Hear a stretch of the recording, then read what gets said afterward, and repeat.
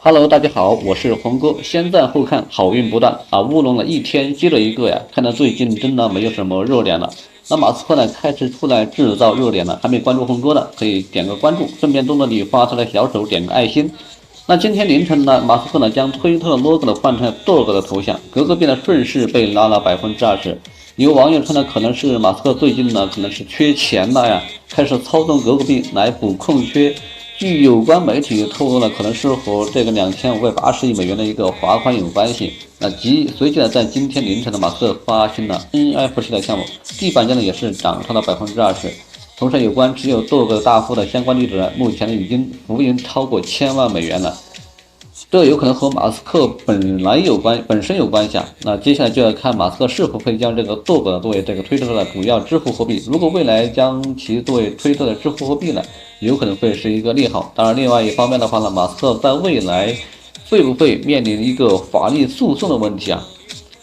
那当然了，据有关的消息透露呀，马斯克目前呢被有关的这个群体控告，那控告马斯克利用自身的影响力和来操纵这个狗狗币的，操纵狗狗币来获利啊。那过去2年的话，我们都知道这个狗狗币啊，在2020年到2021年这个期间呢，涨了差不多400多倍啊。这个呢，其实让很多人呢因为这个损失惨重。那最后的话呢，从这个最高点跌到又跌了0.009，所以说呢市场对他的这种行为呢进行了控诉，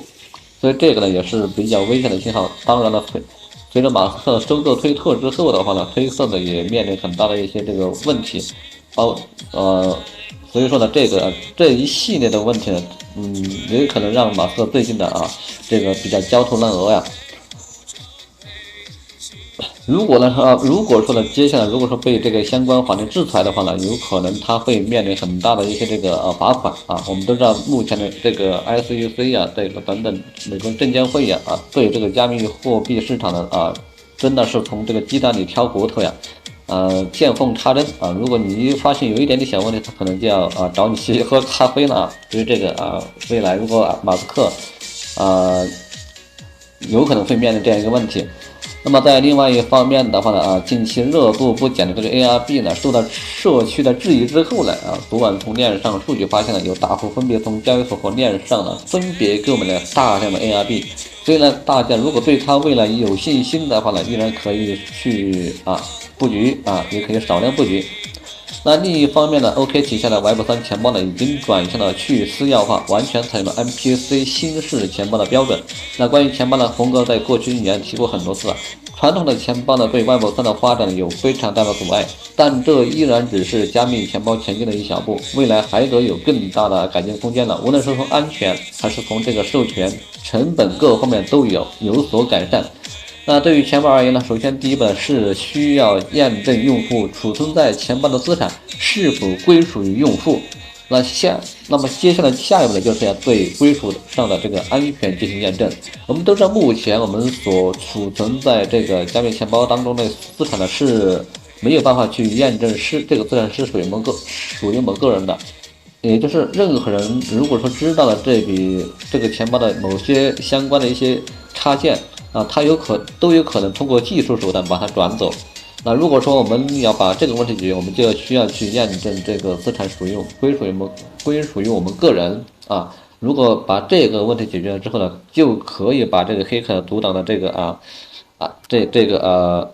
大门之外